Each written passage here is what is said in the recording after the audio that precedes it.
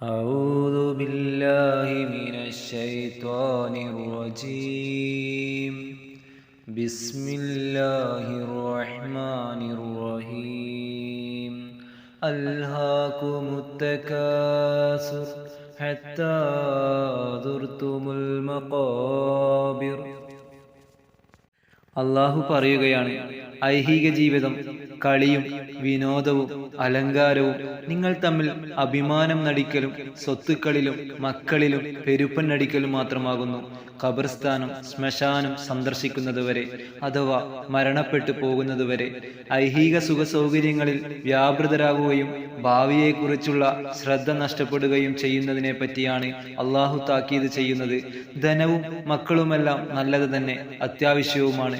പക്ഷേ അതിൽ മാത്രം ശ്രദ്ധ ചെലുത്തുക, അത് സർവപ്രധാനമായി ഗണിക്കുക, അങ്ങനെ ഭാവിയെപ്പറ്റി ബോധമില്ലാതായി തീരുക, ഇതാണ് ആക്ഷേപകരം.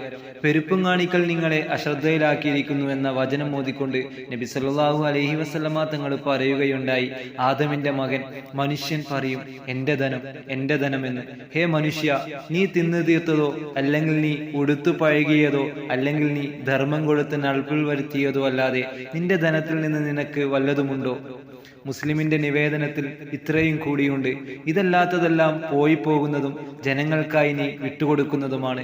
ഐഹിക സുഖ സൗകര്യങ്ങൾ ഒരാൾക്ക് എത്ര തന്നെ ലഭിച്ചിരുന്നാലും അതിൽ നിന്ന് യാഥാർത്ഥത്തിൽ അവന് ഉപയോഗപ്പെടുന്നത് ഏറ്റവും ചുരുങ്ങിയ ഒരളവ് മാത്രമാണ്. അതുപോലും ദീർഘകാലം നിലനിൽക്കുന്നതുമല്ല, എല്ലാം ക്ഷണികമാണ്. ഒടുക്കം മറ്റുള്ളവർക്ക് അവ ഒന്നടങ്കം വിട്ടുകൊടുക്കേണ്ടതുമാണ്.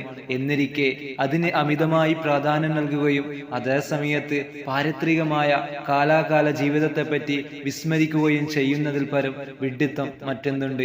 അള്ളാഹു താക്കീത് ചെയ്യുകയാണ്.